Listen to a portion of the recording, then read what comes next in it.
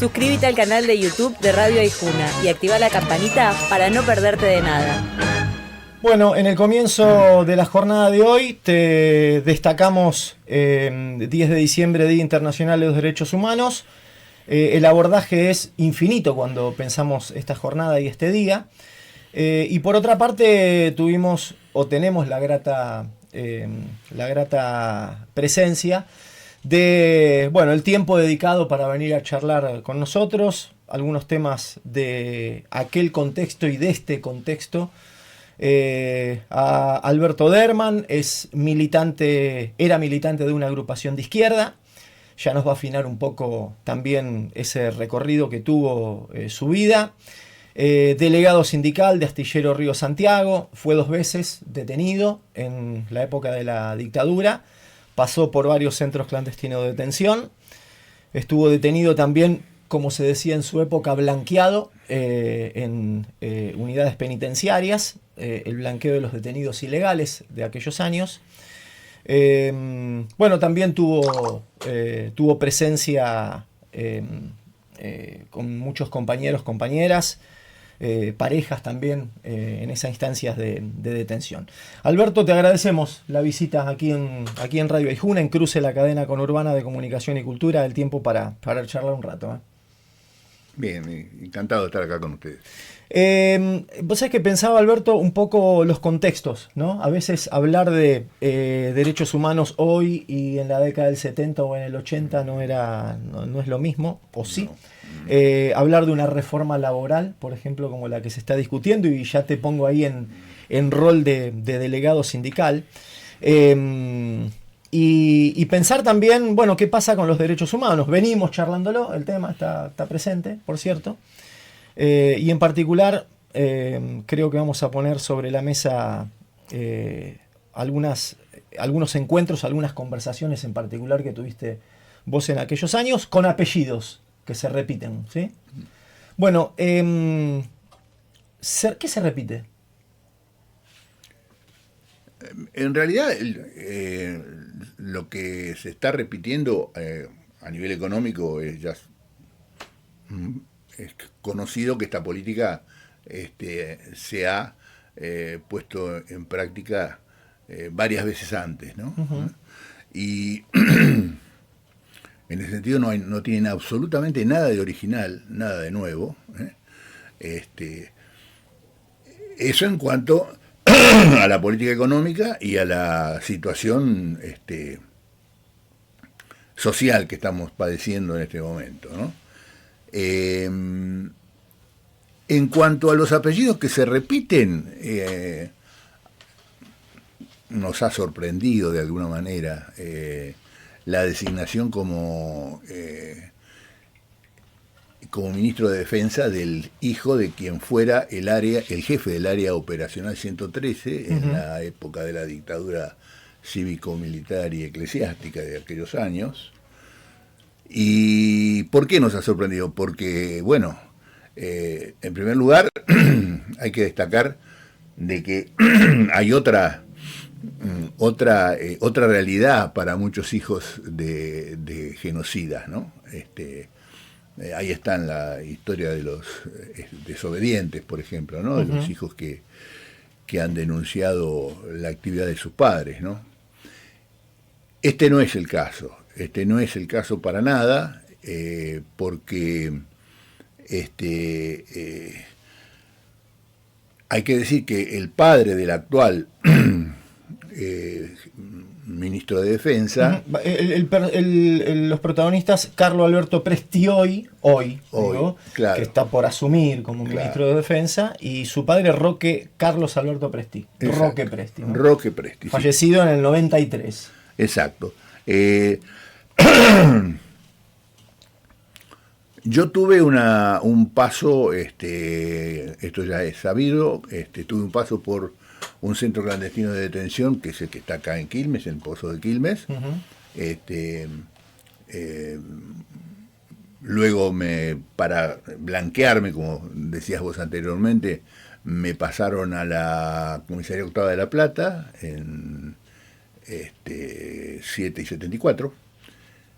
Y de ahí estuve un par de meses ahí y una vez que me bajaron un decreto PEM en mayo del 78, me pasan a la U9. Uh-huh. Un año después de esto, o sea, casi un año, habrá sido fines de marzo del 79, principios de abril. No ¿Estuviste un año en la UP9? ¿O todo el proceso fue un año? No. Estuve un año en la U9, digamos, desde que me blanquean, ¿no es cierto? En junio del 78 me ingresan, digamos, en la U9. Y después en marzo del 78, fines de marzo del 78, principios de abril, no recuerdo exactamente la fecha, me sacan de la celda y me llevan al despacho del que en ese momento era el director de la cárcel, que era Dupuy. Uh-huh. Allí me estaba esperando, solo, el padre del que va a ser ahora, ¿no es cierto? Roque Presti, ¿no? Se me presenta como el jefe del área operacional 113. Tenía un libraco ahí, un cuaderno gordo, diríamos, ¿no? Bastante gordo era. Con tapas negras que me dice, mira, dice, esto que tengo acá, me dice, no, es tu dossier, me dice. Uh-huh. Y yo le digo, bueno, no tipo sé. como tu legajo. Sí. Lo que conocemos de vos. Exacto, ¿viste? Uh-huh. Tu prontuario. Claro. Lo dijo dice con ese tono, ¿no? Bueno, yo quiero aclarar que todo lo que podían tener de mí era actividad sindical, nada más. Uh-huh. Yo siempre tuve actividad gremial. Pero bueno, más allá de esto, él me dice, bueno, mira, vos hiciste tal cosa en tal año, en tal otro, bueno, muchas de las cosas que decían ahí, fueron reales, fueron ciertas, pero no eran cosas que podían, según mi entender, ¿no? Uh-huh. No eran cosas que pudieran ser punibles, digamos, uh-huh. ¿no? Pero bueno, yo cuando él termina de leer lo fundamental de eso que él llamó mi dossier, le digo, bueno, me alegra mucho, le digo, que ¿cómo que te alegra? Me dice. Sí, le digo, me alegra que tengan, le digo, la posibilidad de juntar suficiente cantidad de pruebas como para que mis jueces naturales me juzguen y sean ellos los que digan por qué estoy acá, claro. Cuánto tiempo voy a estar, ¿no? Si merezco una pena mayor, o quizá digan que no, que merezco uh-huh. estar en libertad, le digo. Él se sonríe mucho, sarcásticamente, fue un tipo muy sarcástico, y me dice, no, me dice, negro, porque él decía que negro era es una de las cosas que decía el dossier, que me hizo reír mucho, ¿no? Como tu apodo. Sí, era mi nombre de guerra, según él, negro era mi nombre de guerra. Uh-huh. Y a mí me dicen negro desde chiquitito, claro. Así que ahí yo me reí, bueno, él me dice, ¿de qué te reís? Me dice. Y digo, ¿cómo no me voy a reír? Le digo, si todos los negros fueran guerrilleros, le digo, usted no estaría acá, le digo. 7 países está lleno de negros, le digo. Sí. Bueno, le digo, no, le digo, me causó un poco, le digo, de gracia esto de que mi nombre de guerra sea negro, ¿no? Bueno, él me dice que tienen absolutamente todo de mí, pero que no me van a mandar, no me van a pasar a la justicia, que no me haga ninguna ilusión. Uh-huh. Es más, me dice, no tendrías ni siquiera que estar acá, me dice. Entonces, te lo puso en términos de privilegio. Exactamente, ¿no? Como que medio como que no sabría cómo entenderlo eso, uh-huh. ¿no? Si es que me dijo, si es que quiso decirme de que se les había pasado, uh-huh. o se les había pasado de largo mi situación o como que me estaban dando la posibilidad de, ¿no? De sobrevivir, diríamos, ¿no? Bueno, está claro que lo que me quiso decir es que por ahí para ellos yo tendría que estar, ¿no es cierto?, junto con el resto de los asesinados, masacrados y desaparecidos, ¿no? Yo en ese momento le cuestioné, ¿no?, el hecho de que, porque él me decía, no, te vamos a tener acá todo el tiempo que nosotros queramos. O sea, olvídate, me dice, de que vos vas a pasar a una situación jurídica o no. Vos, te vamos a tener todo el tiempo que nosotros queramos tenerte. Bueno, le digo, siempre y cuando, le digo, porque esta fue otra de las discusiones que tuvimos de alguna manera, intercambio de opinión. Digo, bien, bueno, perfecto. Digo, eso siempre y cuando, le digo, no haya ningún retorno a la democracia verdadera, le digo, ¿no? Y esto ni usted ni yo podemos pronosticarlo, porque no sabemos qué es lo que puede llegar a pasar. No, me dice, igual, de todas maneras, pase lo que pase, te vamos a tener todo lo que nosotros quieramos tenerte. Bueno, perfecto. En función de eso, le digo, bueno, no sé si hay alguna otra cosa, le digo, que quiera consultar conmigo, le digo, no, me dice, yo lo que quería fundamentalmente, dice, era saber qué estabas pensando, qué pensás. No, le digo, es una cuestión absolutamente individual mía, le digo, no pienso, le digo, compartirla con nadie, le digo, con nadie, le digo. Y no creo que eso sea también pasible de una condena o de una... así que le digo, me parece que esta entrevista, le digo, ya no tiene mucho sentido, le digo, ¿no? Creo que... La cerraste vos la entrevista. Sí. Le digo, así que bueno, ahí me paré, él para esto me había ofrecido café, cigarrillos, yo le rechacé todo, por supuesto. Yo me levanto y le digo, bueno, le digo, creo que ya terminó, le digo, esto no tenemos más nada que decirnos, le digo, porque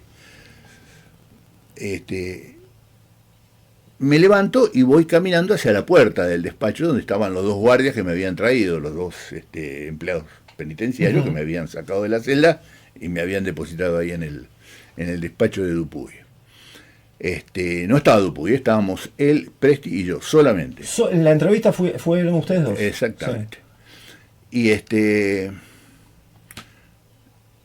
Y cuando estoy llegando a la puerta, me dice, negro, me dice, así, ¿no? Medio a los gritos, ¿no? Y de la flaca Vinagre no sabes nada, me dice, ¿no? Entonces yo me doy vuelta y digo, no sé, ¿a quién te referís cuando le digo? Porque ya como él, ahí lo empiezo de alguna manera a tutear, porque, ¿viste? Sí, la confianza del momento. Me estaba hablando en términos, ¿viste?, que no eran los que habíamos desarrollado durante la entrevista, más allá de las diferencias lógicas de opinión y le digo, no sé a qué te referís, le digo, con la flaca Vinagre. ¿Quién es la flaca Vinagre? Entonces me dice, ¿cómo? Me dice, la flaca Vinagre, me dice, la mamá de Federico. Me parece que ellos le decían la flaca Vinagre, ¿no? Entonces yo le digo, no tengo ninguna noticia de ella y según mi padre, la tienen ustedes, porque está también desaparecida, le digo, ¿no? Nosotros, me dice, de una manera muy sarcástica, muy irónica. No, nosotros no tenemos nada que ver, no sabemos dónde está, no sabemos, me dice. Entonces yo lo insulto, no digamos, se me zafó la chaveta en ese momento, ¿viste? Y bueno, por supuesto que esto terminó en que los dos empleados que estaban ahí esperándome del servicio penitenciario cabeza gacha, manos atrás, derecho a los calabozos del castigo, donde me tuvieron 20 días, ¿no?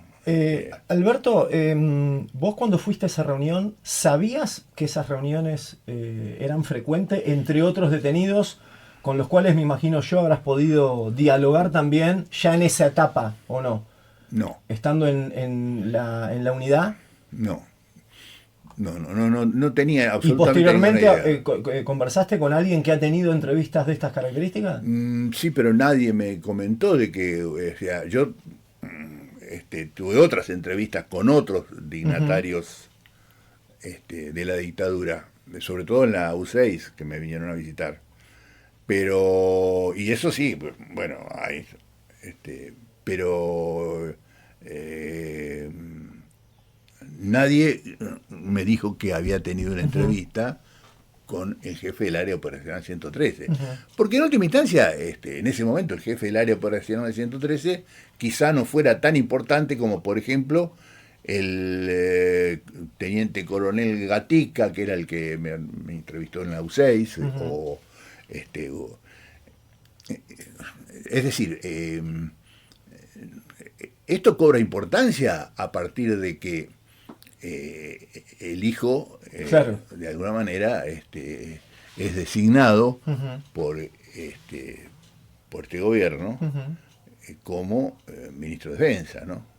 Un hijo que jamás se manifestó en contra de los delitos de lesa humanidad cometidos por su padre, que, digámoslo claramente, estaba, tenía una cantidad, decenas de acusaciones. Más de 44. Sí. Por eso.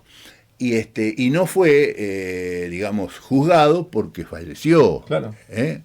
Pero diríamos que falleció impune, ¿no?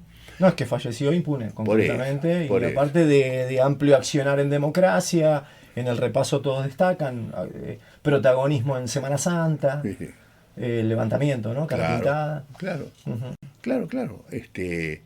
Porque yo digo, esto que en este momento está ocurriendo, ¿no? Que ya no es negacionismo, yo me niego a caracterizarlo como negacionismo. Es un poco más, decís vos, es como... Sí. No, esto es una reivindicación, Sí. una reivindicación de la filosofía y del accionar, ¿no es cierto?, que por aquellos años de la década del 70 llevaron adelante, ¿no es cierto?, las Fuerzas Armadas, impulsadas obviamente por el poder económico civil, ¿no? Ratificar la impunidad sería este proceso. Sí, y yo creo que junto con algún que otro analista que por ahí he tenido la ocasión de leer, creo que es un delito esto. O sea, a ver, lo voy a tratar de explicar. El hecho de que no se condene, ¿no?, los delitos de lesa humanidad y que no se convaliden las decisiones jurídicas y judiciales que la sociedad tomó hacia los violadores y hacia los perpetradores de estos delitos, los violadores de los derechos humanos, digo, ¿no?, y los perpetradores de estos delitos de lesa humanidad, es también un delito. Es también un delito. Y esto es lo que está ocurriendo concretamente con el que va a ser ministro de Defensa. Es decir, aquellas personas que no acuerdan, ¿no es cierto?, con algo que la misma Corte Suprema, después de aquel 2x1 famoso, ¿no?, en el que hubo una movilización gigantesca en la sociedad, la Corte Suprema dijo que la política de derechos humanos, de la memoria, verdad, justicia era una política de Estado, dijo, ¿no? Y que era inamovible.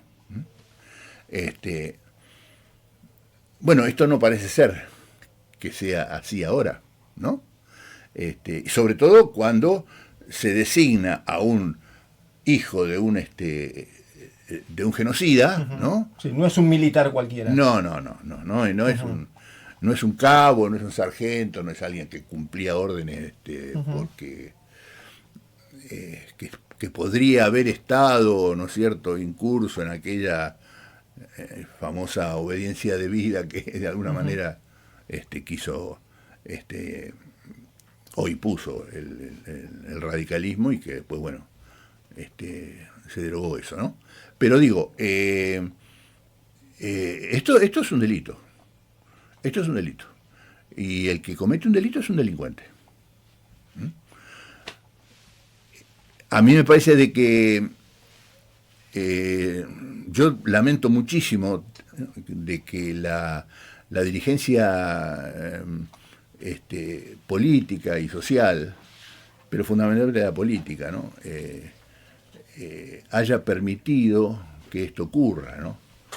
Porque esto se veía venir.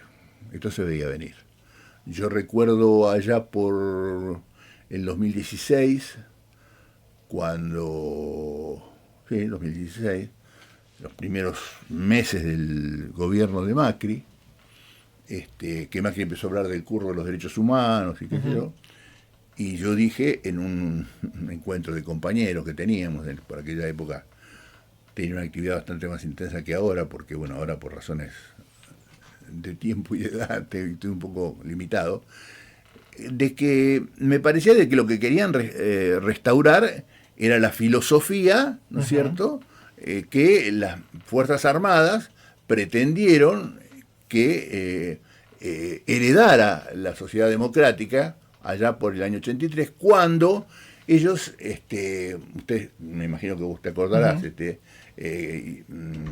publicaron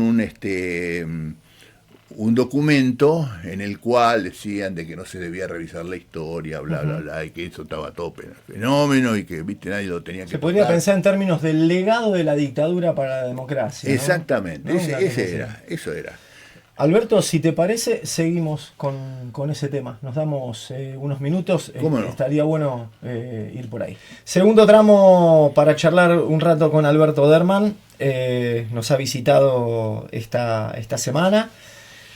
Para pensar un poco desde también desde la experiencia de los procesos de vida. Me parece que es importante también pensar nuestra historia desde ahí. La historia de Alberto es la historia de una generación, pero es nuestra historia, es la historia de la Argentina, es la historia también que de alguna manera ha tenido legados. Y el legado también es amplio. Uno podría pensar, conversábamos ayer, Alberto, sobre el intento del legado que, ¿no?, intentó la dictadura dejar en la democracia, digamos, también.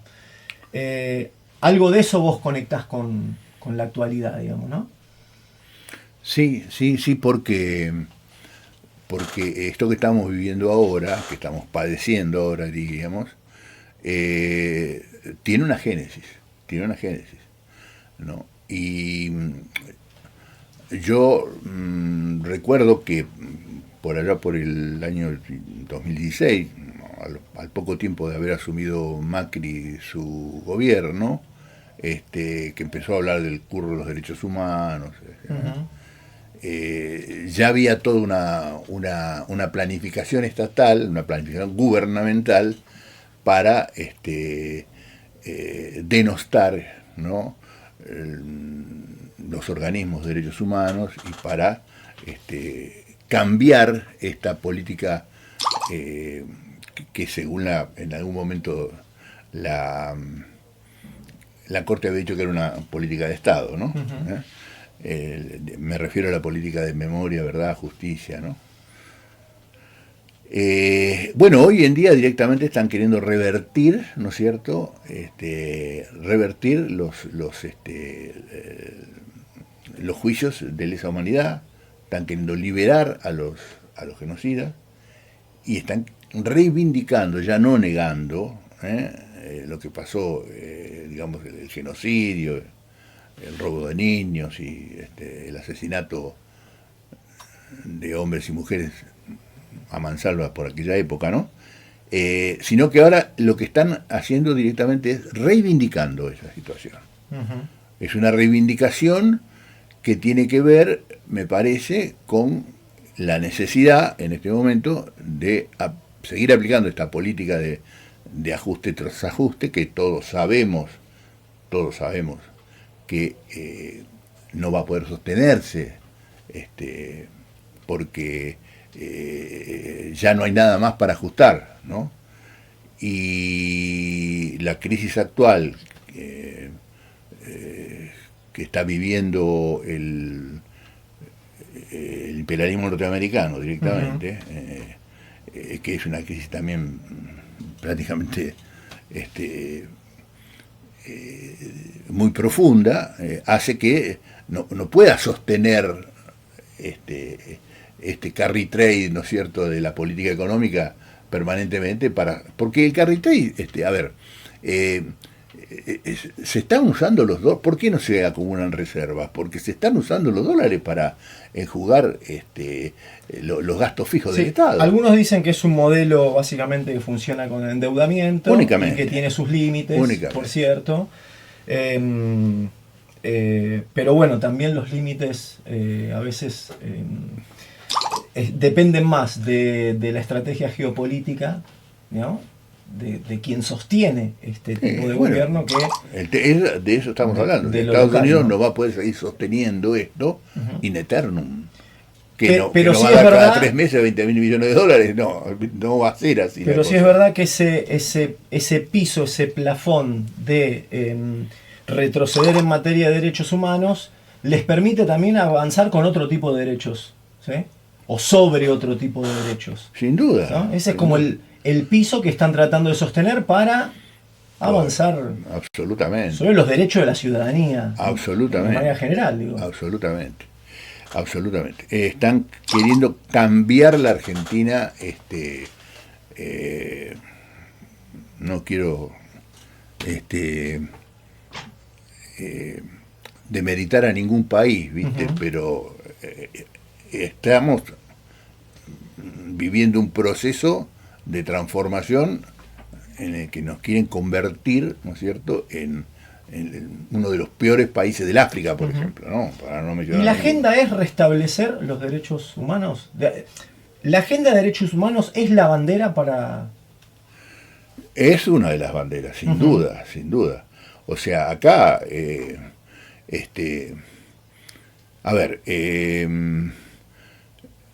la política económica tiene una filosofía, que es la siguiente. Es más importante los capitales, el dinero,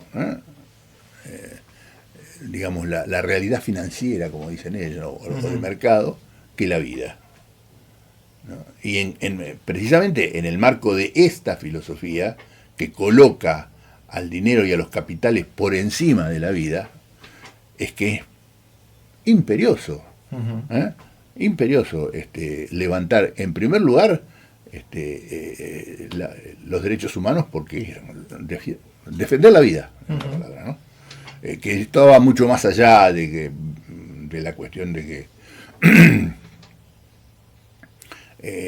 por supuesto que lo incluye también, ¿no? Digamos, la condena a todos los delitos de lesa humanidad que se cometieron en su momento, pero hoy eso cobra de alguna manera otra dimensión, ¿no? Yo pensaba en el ajuste que plantea un gobierno es todos los días.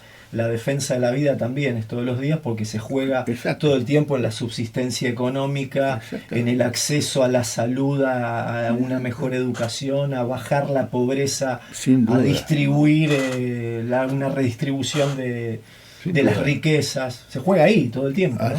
Así es. Esto es cotidiano, y esta cotidianeidad en algún momento va a colisionar con los con esta especie de anomia política y social que en alguna medida estamos padeciendo, ¿no? Yo cuando venía para acá vi ahí en la entrada de la autopista, 122 o 120 mejor dicho, y 32, vi por ejemplo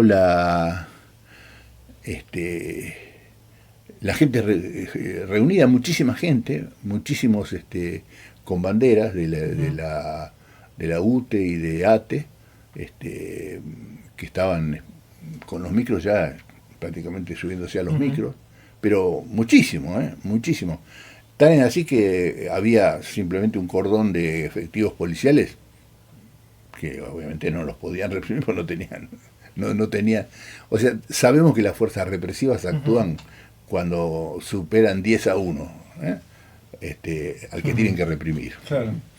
Te quería preguntar muchas veces se habla de la ruptura del tejido social, de la solidaridad, digo, ¿vos crees que hay que rescatar también viejas formas de organizarse, pero también renovar maneras de organizarse? Mira, esto... ¿Se aprende de experiencias pasadas o hay que pasar por las nuevas experiencias a nivel organización, digo? Yo creo que hay que renovarse en muchos aspectos, ¿viste?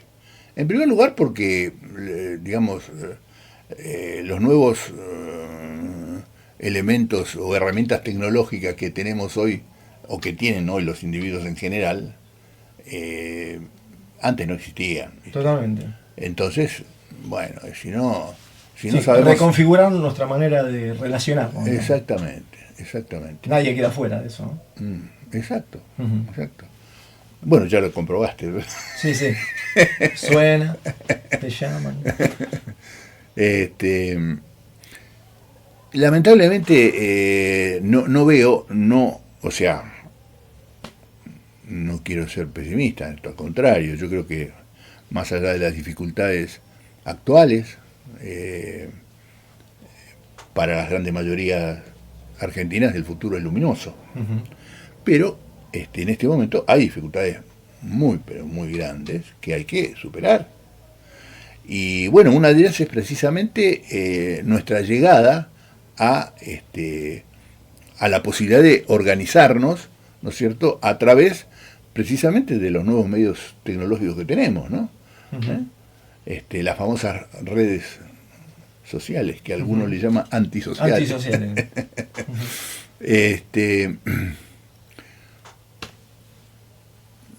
Creo que eso nos está faltando. Quizá porque, digamos, hay una especie de moralidad, me parece, que no coincide con los tiempos de la época, ¿no? Con la situación de la época. Porque, por ejemplo, es inmoral que haya una caterva de trolls le llaman ellos, sí, ¿no? Para mandar permanentemente... Hostigar personas. O organizaciones. Y fake news, sí, tiran fake news y bueno, sí, perfecto. Eso, viste, lo condenamos, decimos, no, eso es inmoral, porque las fake news... Bueno, pero es lo que está pasando, ¿viste? Es decir, si vos no te adaptás, ¿viste?, a la situación de la lucha y en el terreno que te presentan la lucha, es muy difícil que vayas a poder tener algún resultado, ¿viste? Muy difícil. Y la última respecto a esto, pensar siempre el rol de la calle, preguntarte qué estás observando. Bueno, precisamente los medios de comunicación... ¿Qué pasa entre ese ámbito digital juegan y un papel? Después el ámbito callejero, sí, ¿no? Sí. Bueno, juegan un papel muy importante. Hay mucha gente, a pesar de que cada vez son más los sectores que se suman a la protesta social, porque es lógico que sea así, en función de que cada vez cierran más fábricas, cada vez más desocupados, cada vez más ajuste, y esto, evidentemente, no se sabe hasta dónde va a llegar esto, porque ya estamos en una situación en que la clase media está muy afectada, ¿no? Ahora, estos medios, precisamente de los que estábamos hablando antes, están jugando un papel, ¿no es cierto?, de alguna manera de freno a estas movilizaciones que hay que renovarlas y Pero igual, de todas maneras, yo creo que no lo van a poder lograr. No lo van a poder lograr. ¿Por qué? Porque la realidad es demasiado contundente. Es demasiado contundente. La persona que no puede llevar un plato de comida a la noche a sus hijos, ¿viste? Sí, todo gobierno necesita resultados también. Sí, por supuesto. ¿No? Por supuesto. Por supuesto. Más allá de convencimiento. Exacto. O de renovar esperanza, como algunos dicen que logró el gobierno tras las elecciones, necesitas resultados. Sí, no creo. Bueno, dejamos, Alberto, una invitación, si te parece, porque nos interesaba un poco pensar un poco el tema de la reforma laboral, pero va a correr ese debate durante los próximos días. Seguramente. Y no sé, me parece que ahí también hay una experiencia de lucha sindical y demás en el astillero Río Santiago, allá en década del 70, que capaz estaba bueno contar en algún momento. Sí, década del 70, década del 90. También, no, ahí también. Te agradecemos la visita por aquí, los minutos de charla. Bueno, encantado de estar con ustedes y cuando gusten. Alberto Derman nos acompañó esta semana. El marco que le pusimos para la charla con Alberto ha sido desde el 10 de diciembre, Día Internacional de los Derechos Humanos. Suscríbete al canal de YouTube de Radio Aijuna y activa la campanita para no perderte de nada.